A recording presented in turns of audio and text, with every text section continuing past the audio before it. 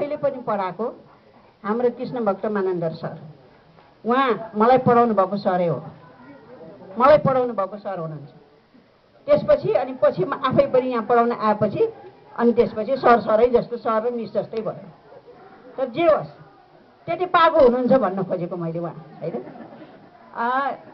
त्यसो भइसकेपछि मलाई चाहिँ के लागिरहेको थियो भन्दाखेरि कम्तीमा पनि यो हिसाबले मात्रै होइन, म पढेको र पढाएको हिसाबले मात्रै होइन, बाल सेवा स्कुलको सम्पूर्ण सर मिसहरूको यहाँको गतिविधिले मलाई चाहिँ नि प्रगतिशील विचार अझै चाहिँ उठाउनको लागि, देश र जनताको सेवामा लाग्नुपर्छ भन्ने भावना विकास गराउनको लागि ठुलो मद्दत गरेको थियो, धेरै ठुलो मद्दत गरेको थियो।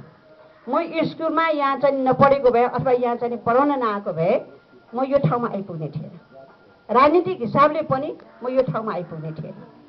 त्यसो भएको हुनाले कृष्ण भक्त ननधर हाम्रो लगायत चाहिँ सम्पूर्ण मिसहरूलाई म धन्यवाद पनि दिन चाहन्छु।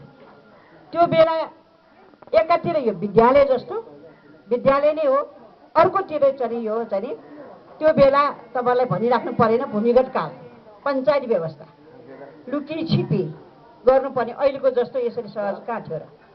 त्यस्तो बेलामा लुकी छिपी यहाँको विद्यार्थीहरूलाई अघि पवित्र वज्राचार्यले भन्नुभयो जस्तै देश र जनताको सेवा गर्नुपर्छ भन्ने भावना विभिन्न गतिविधि मार्फत जगाउने ठाउँ पनि हो।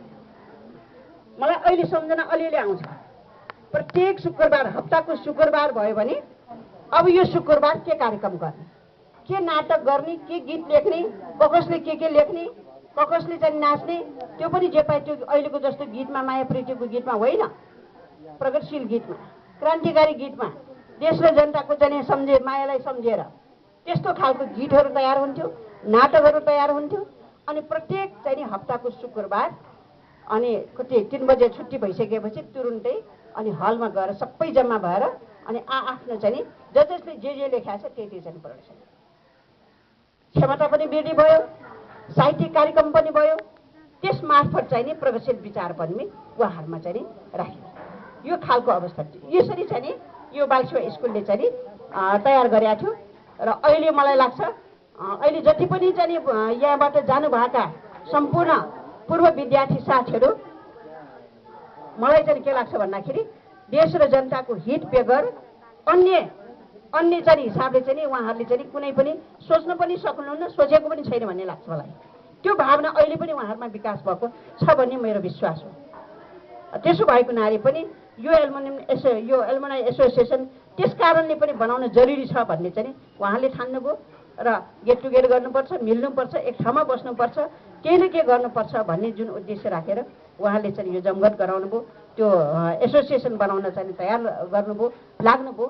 त्यसको लागि चाहिँ यो हिजोको चाहिँ देन पनि हो भन्ने म ठान्दछु।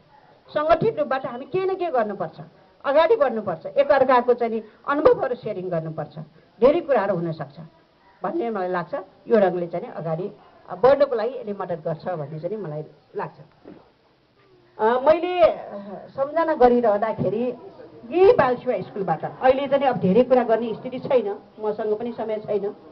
यही बाल सेवा स्कुलबाट हामीले शिक्षक आन्दोलन, शिक्षकहरूको त्यो बेला अहिलेको जस्तो सुविधा थिएन, सङ्गठनै बनाउन सक्ने अवस्था थिएन।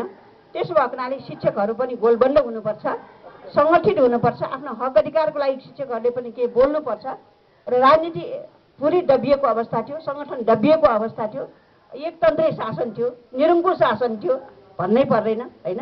यस्तो अवस्थामा अब शिक्षकहरूले पनि एक भएर जानुपर्छ भन्ने कुराहरू भइसकेपछि यहीँबाट सुरु भएको, यो कहिले पनि बिर्सिन्न म। यहीँबाट चाहिँ नि अब शिक्षकहरूलाई गोलबन्द गर्नुपर्छ भनेर यहीँबाट सुरु भयो। र यहाँ सुरु गरिरहँदाखेरि हामी लुकेर जान्थ्यौँ, खुल्ला भएर होइन।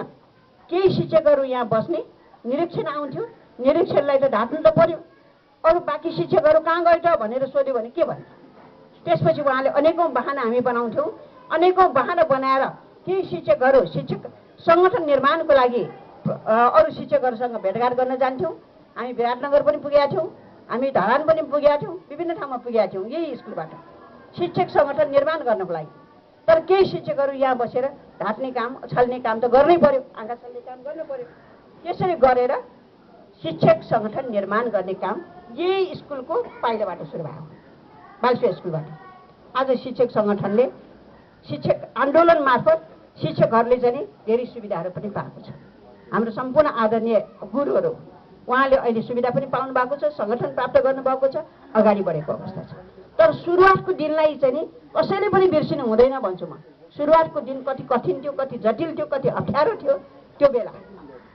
यसरी चाहिँ सुरुवात भएको। यो अलिकति मैले पुरानो कुरा कोट्याउन मात्रै चाहेको। त्यसैले यस्ता थुप्रै कुराहरू छन् हामीले अडुमोभ सेयरिङ गर्नुपर्ने। अरू विद्यालय जस्तो चाहिँ म ठान्दिनँ यसलाई। यहाँ थुप्रै विद्यालयहरू छन्, तर सबै विद्यालयहरू यही वडामा पनि अरू पनि विद्यालयहरू छन्, नजिक वडामा पनि छन्। तर सम्पूर्ण विद्यालय मध्ये बाल सेवा स्कुल छुट्टै खालको, बेग्लै खालको आफ्नो परिचय र पहिचान बोक्न सफल भएको स्कुल।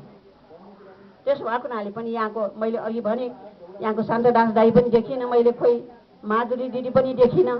पुरानो शिक्षक साथीहरू हाम्रो पुरानो जो चाहिँ यो स्कुललाई त्यो ढङ्गले परिचय दिनको लागि योगदान गर्ने मैले शिक्षक साथीहरू देखिरहेको छैन भनेर भनिरहेको। शान्तदास दाई हो, माधुरी दीक्षित लगाई चाहिँ हाम्रो थुप्रै हुनुहुन्थ्यो। अब शिक्षक साथीहरू किन आउनु भएन थाहा छैन। त्यसो भएको हुनाले यस्तो खालको एउटा राम्रो टिम, राम्रो भावना भएको, प्रगतिशील भावना भएको, देश र जनताको लागि के गर्नुपर्छ हाम्रो स्कुलबाट, बालसेवा स्कुलबाट डराएर बस्नु हुँदैन र निरङ्कुश पञ्चायत व्यवस्थाको विरुद्ध लड्ने आँट पनि गर्नुपर्छ। देशमा लोकतन्त्र चाहिन्छ, देशमा प्रजातन्त्र चाहिन्छ, हामी मानव भएर बाँच्न पाउनुपर्छ, हाम्रो हक पनि चाहिन्छ भनेर त्यो चेतना जगाउने कामले गर्दाखेरि पढाउने सँगसँगै मैले भने पद्य पढाउने माध्यमै त्यही हो। हामी पढाउँछौँ त्यो हिसाबले पढाउँछौँ, त्यो हिसाबले पढाउँछौँ। त्यसो भएको हुनाले त्यो माध्यमबाट चाहिँ यो स्कुल अगाडि बढेको। त्यसैले यो अरू स्कुलभन्दा फरक स्कुल हो, फरक परिचय छ, फरक पहिचान छ र अहिलेसम्म पनि छ। अहिले पनि तपाईँले बालसेवा स्कुल भनेपछि फलाना स्कुल होइन, फलाना सहर भएको स्कुल होइन, यस्तो गरेको स्कुल होइन, शिक्षक आन्दोलन सुरुवात गरेको ठाउँ हो नि भनेर भन्दाखेरि कहिलेकाहीँ अत्यन्तै गर्व लाग्छ, खुसी लाग्छ हामीलाई। दुःख गरेको फल चाहिँ नि वास्तवमा चाहिँ यो चाहिँ हुँदो रहेछ, उपलब्धि चाहिँ हुँदो रहेछ भन्ने चाहिँ मलाई लाग्छ। त्यसो भएको हुनाले यो स्कुलको गरिमा, यो स्कुलको परिचयलाई चाहिँ नि हामीले जीवित राख्न सक्नुपर्छ, यसलाई चाहिँ अझै व्यापक बनाउनुपर्छ र यो काम चाहिँ नि अब पूर्व विद्यार्थीहरूबाट पनि एकजुट भएर गर्नुपर्छ भन्ने चाहिँ मलाई लाग्छ। मैले अघि आउने बित्तिकै सोधेँ स्कुलमा कति विद्यार्थी छ भनेर सोधेँ, 6 जना पनि रहेछ। मुस्किल यो स्कुलमा अहिले 6 जना विद्यार्थी। स्कुलको तह कति त भनेर सोद्धाखेरि माध्यमिक स्कुल 6 जना पनि नपुगेको। शिक्षकको सङ्ख्या कति भनेर सोद्धाखेरि 24 जना। शिक्षकको सङ्ख्या 24 जना, विद्यार्थीको सङ्ख्या 6 जना पनि नपुग्ने भनेको त यो त एकदम तालमेल नमिलेको कुरा हो। त्यसो भएको हुनाले पनि यो कुरामा, यो समस्यामा चाहिँ हाम्रो सबै ध्यान जाऊ, हामी सबैले ध्यान दिउँ। ठिक छ, कसरी चाहिँ यसलाई